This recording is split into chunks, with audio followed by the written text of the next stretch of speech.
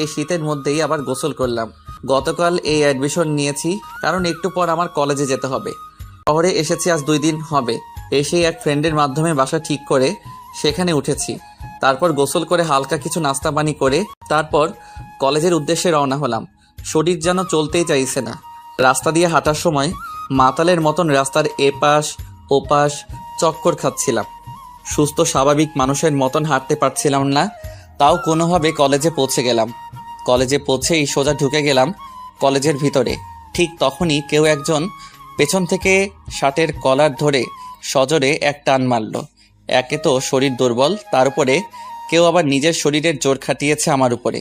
নিজেকে আর সামলে রাখতে পারলাম না, ধারাম করে গিয়ে মাটির উপরে আছড়ে পড়লাম।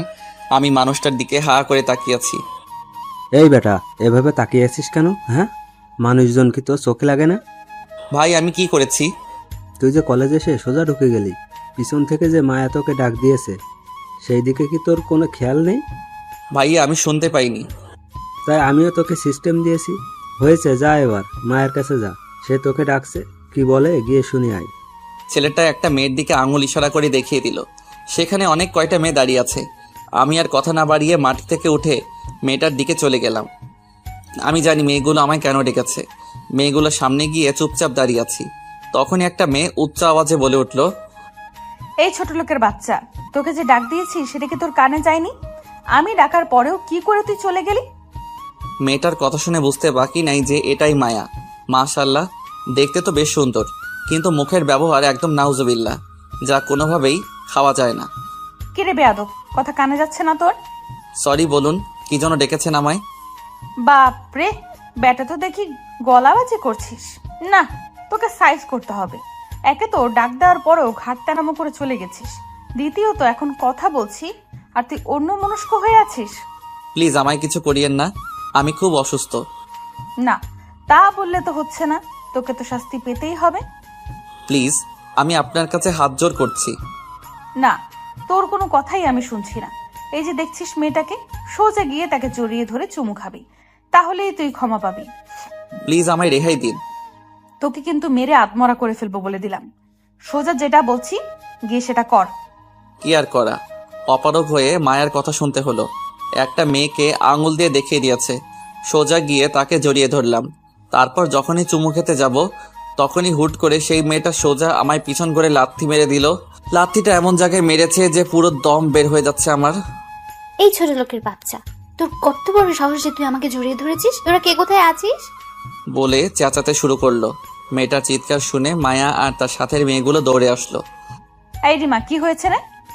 আরে মায়া, বলিস না, এই জানোয়ারের বাচ্চা হুট করে কোথা থেকে এসে আমার সাথে অসভ্যতামো শুরু করেছে।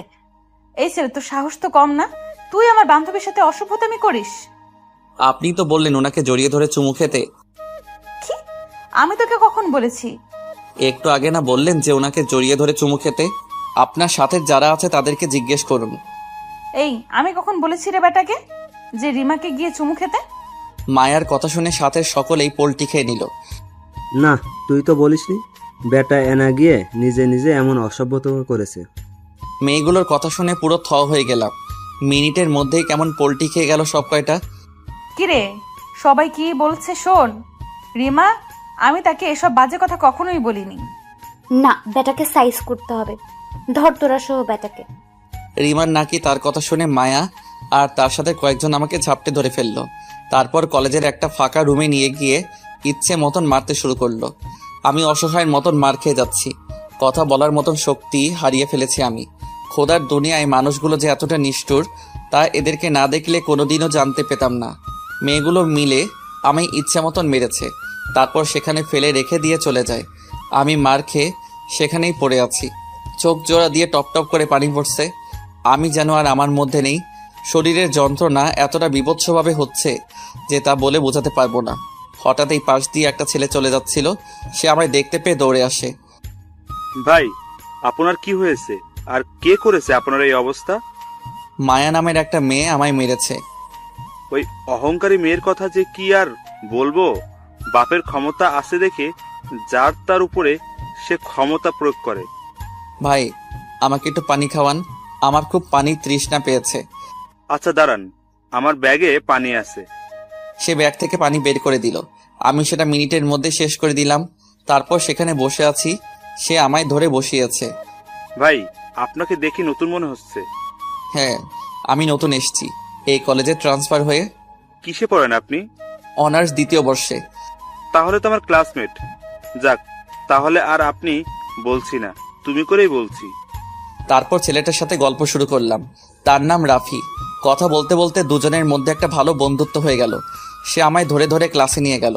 সবাই আমার দিকে হা করে তাকিয়ে আছে, মনে হচ্ছে যেন আমি কোনো ভিন গ্রহের প্রাণী। কারোর সাথে কথা না বলেই ক্লাসে ঢুকে গেলাম। রাফি আর আমি পাশাপাশি সিটে বসেছি। এখনো সবাই আমার দিকে ঘুরে ঘুরে তাকাচ্ছে। আমি চুপচাপ নিজের মতন বসে আছি। একটু পর স্যার এসে সবার সাথে আমার পরিচয় করিয়ে দিল। কারণ আসার আগে হেড স্যারের সাথে আলাপ করেছিলাম। তিনি সকল স্যারদেরকে